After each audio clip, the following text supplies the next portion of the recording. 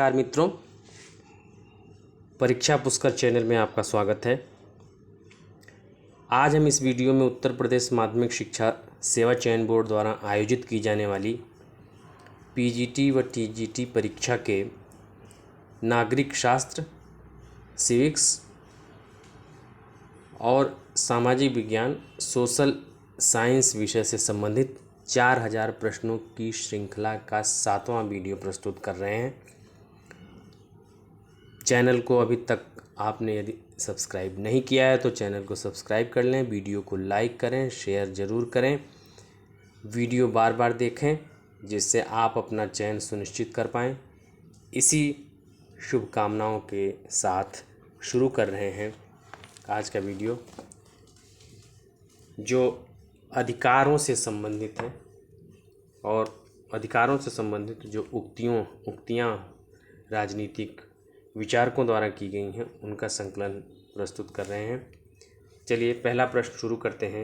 अधिकार सामाजिक जीवन की वे स्थितियां हैं जिनके अभाव में सामान्यतया कोई भी व्यक्ति अपना सर्वोच्च विकास नहीं कर पाता। यह कथन किसका है?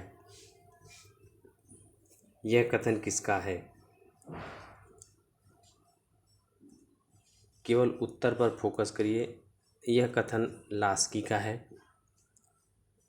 अगला प्रश्न है, निम्न में से कौन सा एक कथन ग्रीन के बारे में गलत कहा गया है? विकल्प देखें। राज्य समाजों में एक समाज है, ग्रीन बहुलवादी है। ग्रीन के अनुसार राज्य सभी अधिकारों और समायोजनों का अंतिम स्रोत है, इसलिए वह सभी समाजों में सर्वोच्च है। अंतिम विकल्प है कि ग्रीन के अनुसार राज्य की सर्वोच्चता प्राकृतिक अवस्था और संघ की प्रकृति से नियंत्रित है।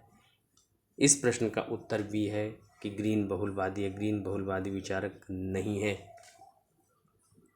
अगला प्रश्न है, कौन सा जर्मन चिंतक ग्रीन के विचारों से प्रभावित है? यह प्रश्न ही विवादित है, इसलिए इस प्रश्न को हमें छोड़ देना चाहिए, क्योंकि ग्रीन जितने इसमें दिए गए विचारक उनके बाद आता है, इसलिए यह प्रश्न ही गलत है।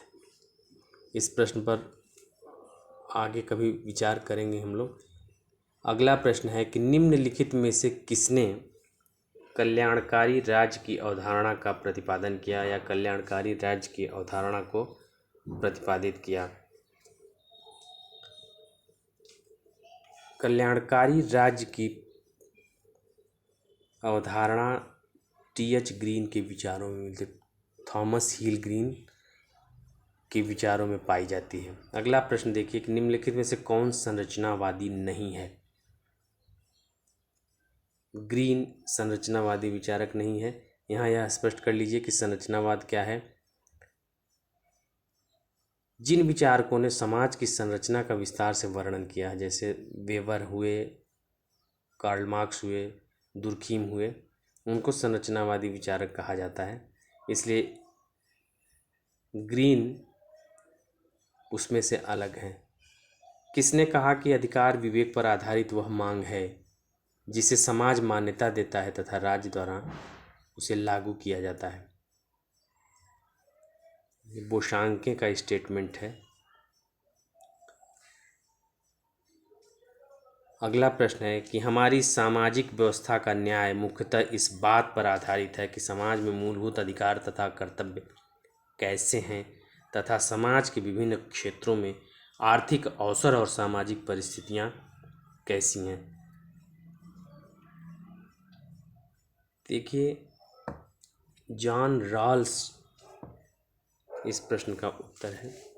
जॉन रॉल्स का जो न्याय का जो संकल्पना है जॉन रॉल्स की, वो बहुत ही व्यापक है। उसने न्याय पर बहुत ही काम किया है।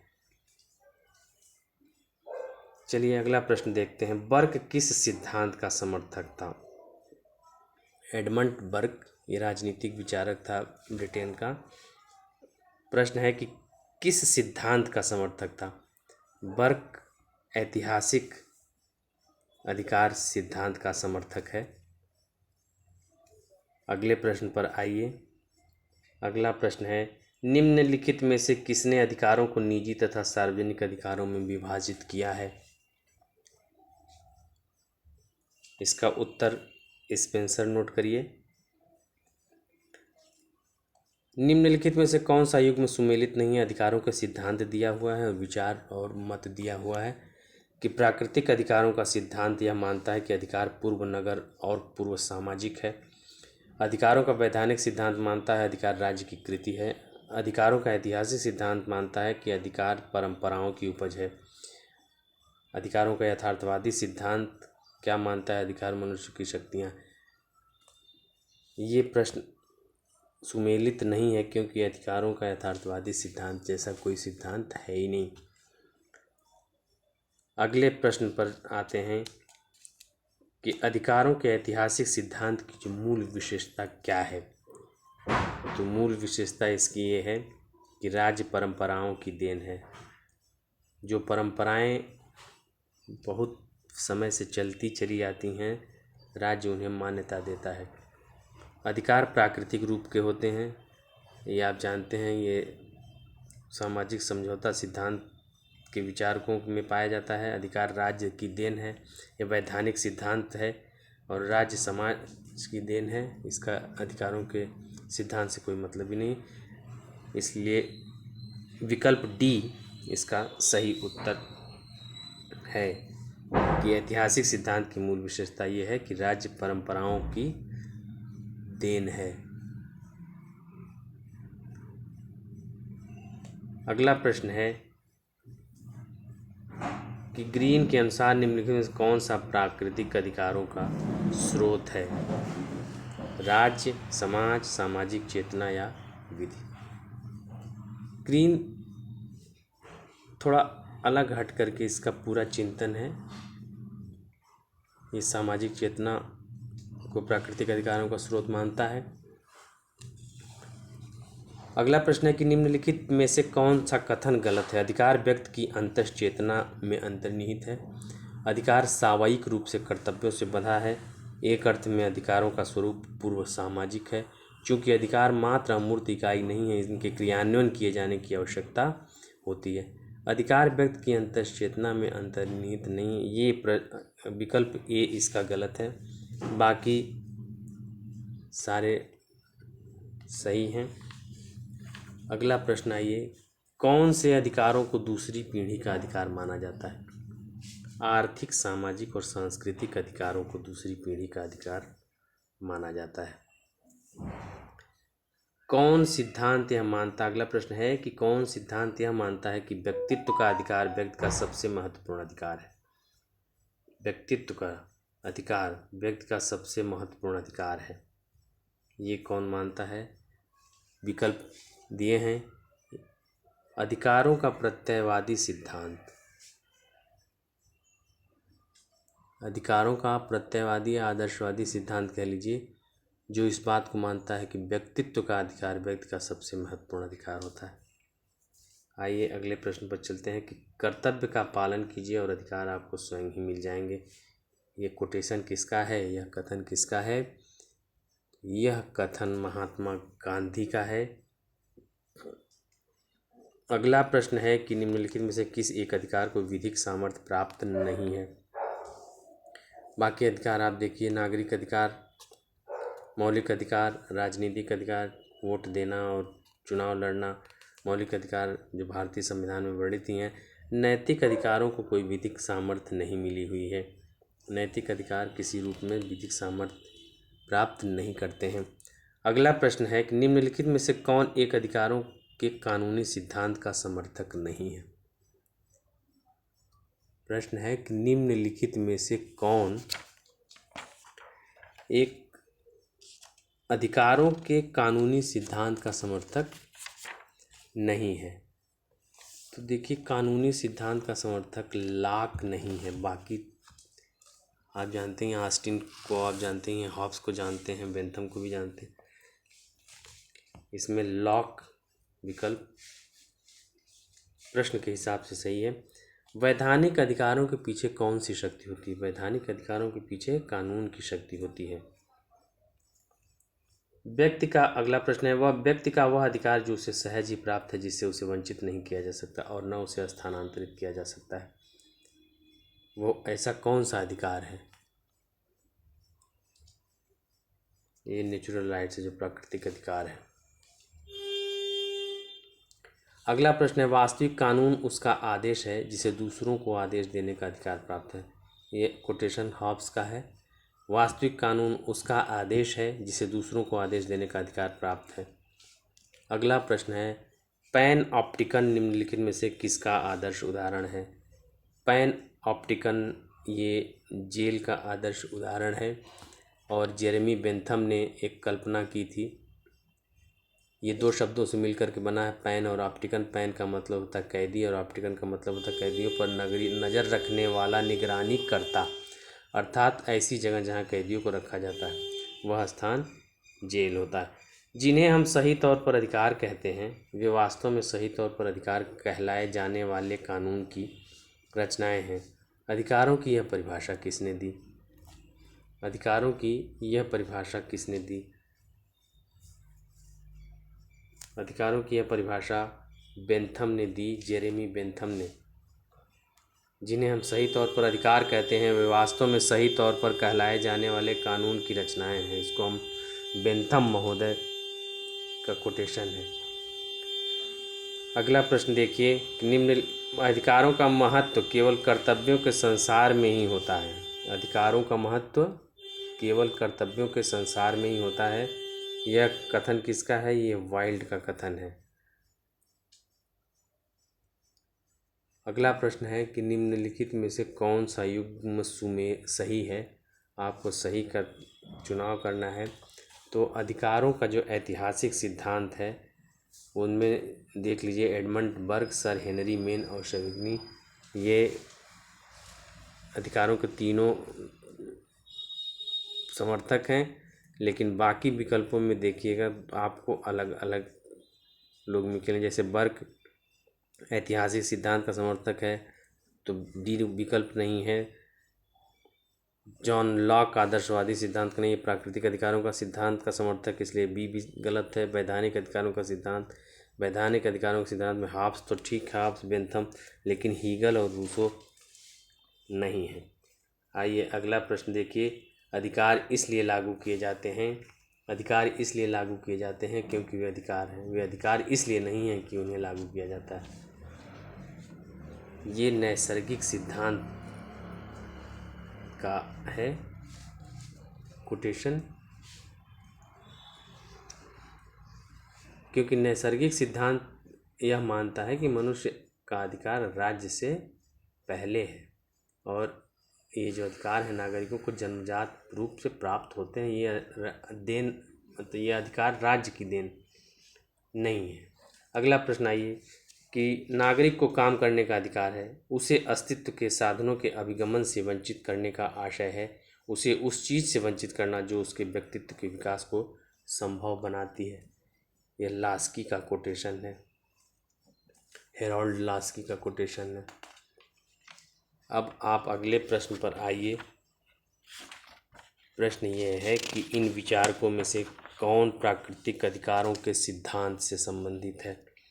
लॉक, बेंथम, मार्क्स, ग्रीन, सीधी सी बात है, हॉब्स, लॉक, रूसो, ये तीनों प्राकृतिक अधिकारों के सिद्धांत को मानते थे। अगला प्रश्न है कि लॉक के अनुसार प्रकृति से राज्य के लोग केवल इसका उपयोग करते थे। लॉक के अनुसार प्रकृति से राज्य के लोग केवल प्राकृतिक अधिकारों का उपयोग करते थे। प्राकृतिक अधिकारों के सिद्धांत की पुष्टि की गई किसके द्वारा? प्राकृतिक अधिकारों के सिद्धांत की पुष्टि केवल कुछ उदारवादियों ने की, केवल कुछ उदारवादियों द्वारा की गई है। अगला प्रश्न, प्राकृतिक अधिकारों के सिद्धांत की मान्यता है कि अधिकार पूर्व नागरिक समाज से आते हैं। अगला प्रश्न, निम्नलिखित में से कौन एक अधिकार का लक्षण नहीं है? कल्याणकारी स्वरूप होना उसका, वो लोकहित में प्रयोग किया जाता है, उसे राज्य का संरक्षण मिलता है, उसे समाज का संरक्षण मिलता है। तो यह प्रश्न गलत है। ये समाज का संरक्षण नहीं मिलता। ठीक है।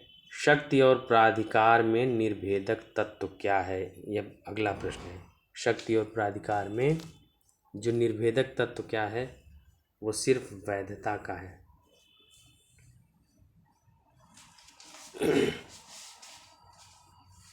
अगला प्रश्न है, अन्य सभी अधिकार मूलतः किससे निकले हुए हैं?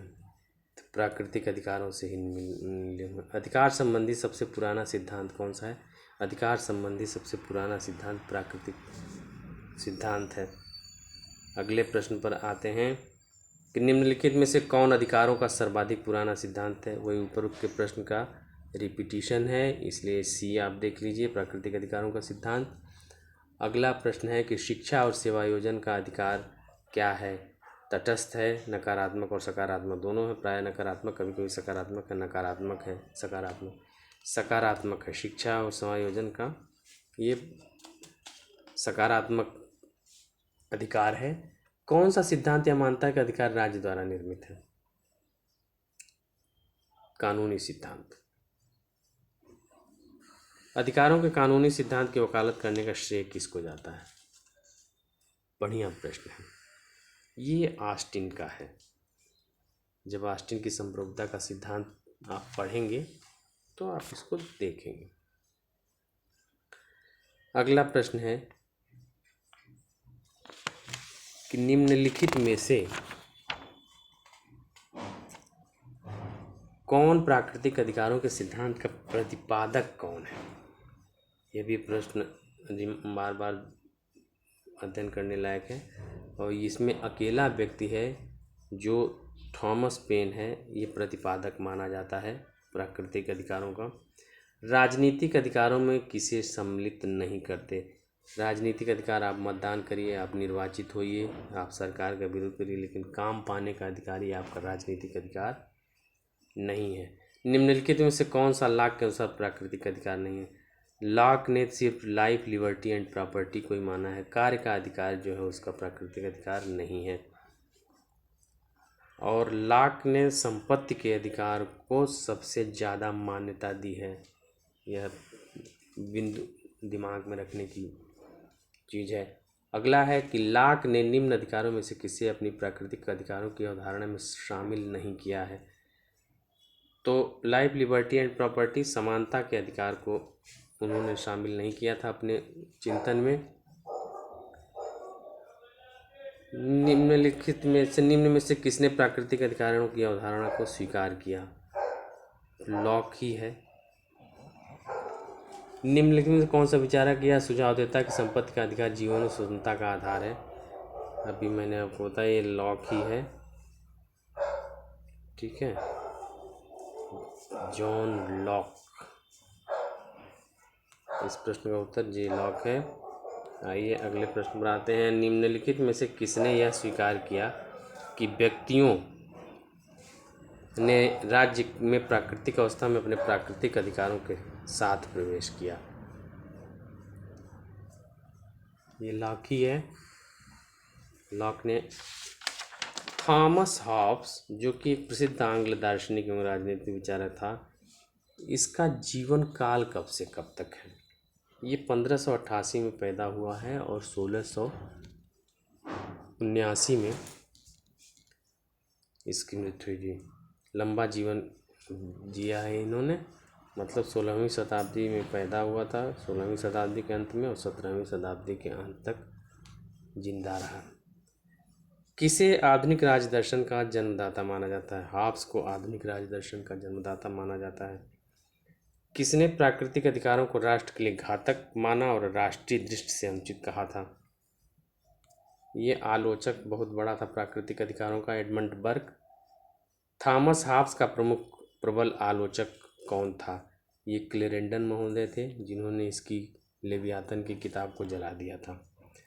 चलिए, शुभकामना के साथ वीडियो का समापन करते हैं। चैनल को लाइक करिए, वीडियो देखिए, लाइक करिए, शेयर करिए, अगले वीडियो का इंतज़ार करिए। तब तक के लिए नमस्कार, जय हिंद, जय भारत।